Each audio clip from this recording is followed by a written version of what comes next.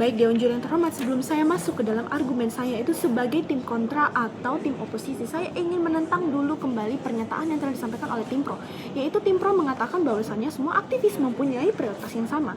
Namun apa Dewan Juri yang terhormat? Pada kenyataannya, tidak semua aktivis mempunyai tujuan yang sama. Ada yang fokus pada satwa, hutan, laut, dan lain sebagainya.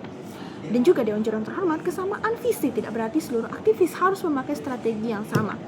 Investasi besar-besaran yang disebutkan oleh tim pro pun bukan hanya fokus ke satu aspek, yaitu isu lingkungan.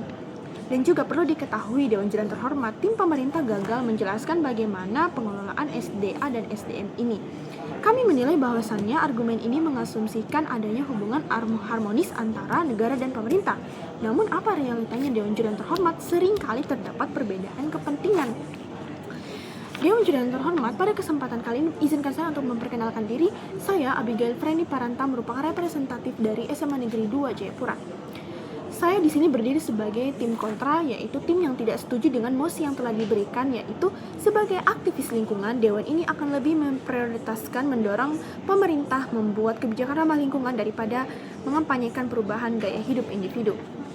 Saya menyatakan saya tidak setuju dengan mosi yang telah diberikan ini, tapi sebelum itu saya memiliki 2 poin utama. Yang pertama adalah kebijakan ramah lingkungan, yaitu aturan yang melarang untuk menggunakan plastik sekali pakai dan lain sebagainya.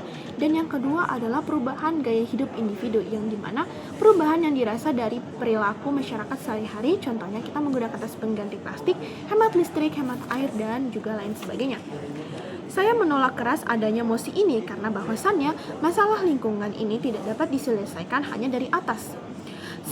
Karena pastinya membutuhkan perubahan dari bawah, yaitu individu itu sendiri atau diri kita sendiri. Dan juga ketika kebijakan pemerintah yaitu ramah lingkungan lebih diprioritaskan, apakah benar akan ada perubahan gaya hidup? Mengingat bangsa Indonesia tergolong acuh tak acuh untuk menaati sebuah kebijakan ketimbang mendengarkan sebuah kampanye. Dan Dewan Juri yang terhormat, realitanya pemerintah telah mencanangkan berbagai kebijakan lingkungan seperti larangan memakai plastik sekali pakai, mengurangi penggunaan kendaraan dengan knalpot racing yang pastinya menyebabkan udara tercemar.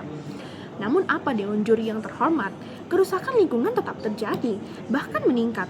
Mengapa? Karena persoalan tidak berhenti pada suatu kebijakan, namun pada banyak faktor yang memengaruhi seperti kesadaran pada individu itu sendiri dan lain sebagainya. Dan saya sudah merangkum beberapa poin untuk mendukung posisi saya pada kesempatan kali ini, yaitu sebagai tim kontra.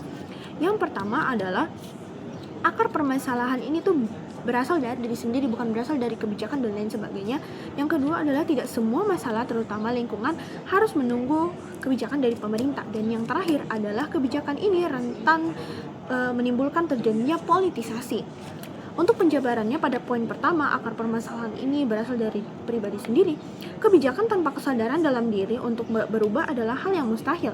Ibarat kata, seseorang yang sudah tahu hal tersebut salah, bahkan telah menimbulkan efek domino, namun tetap tidak ada niatan berubah, maka orang tersebut akan jatuh di lubang yang sama untuk kesekian kalinya. Mungkin Dewan Juri yang terhormat, satu tindakan terlihat kecil dan tidak signifikan. Namun, coba kita perhatikan ketika semua orang melakukan kebiasaan yang sama secara berulang. Dampak yang dirasakan pasti sangat besar. Sebagai contoh, satu orang mulai bersepeda. Mungkin dampaknya kelihatan kecil, tapi ketika satu kota bersepeda, maka emisi karbon dapat berkurang.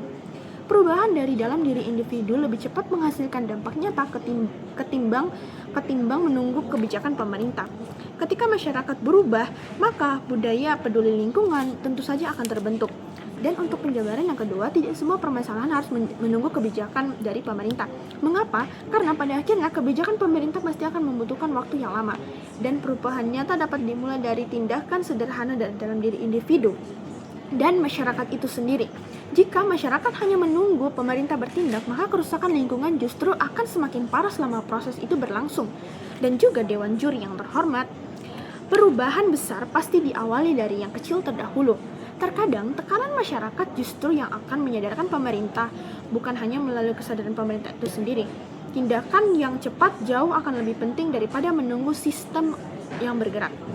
Dan penjelasan yang terakhir adalah kebijakan ini bisa memicu adalah adanya politisasi, yaitu suatu kondisi di mana isu lingkungan tidak lagi diproses berdasarkan urgensi permasalahan, melainkan berdasarkan kepentingan politik pihak tertentu. Pada realitanya, pemerintah tidak selalu bersikap netral. Kebijakan yang dibuat sering dipengaruhi oleh kepentingan lain seperti partai, politik, elit, penguasa kepentingan ekonomi, dan lain sebagainya. Dewan juri yang terhormat, kami dari tim oposisi berpandangan bahwa menjadikan dorongan terhadap kebijakan pemerintah sebagai prioritas utama bukanlah langkah yang paling efektif. Salah satu alasannya karena jalur kebijakan sangat rentan terhadap politisasi, yaitu kondisi ketika isu lingkungan tidak lagi diproses sesuai dengan kepentingan atau urgensi dari masalah yang akan dibahas ini. Dan juga Dewan Juri yang terhormat, terkadang pemerintah menetapkan kebijakan itu tidak melihat apakah kebijakan ini bisa berdampak ke arah yang lebih positif ataukah hanya akan menambah masalah itu sendiri, karena terkadang pemerintah menetapkan sebuah kebijakan justru membuat masyarakat lebih susah dan lain sebagainya.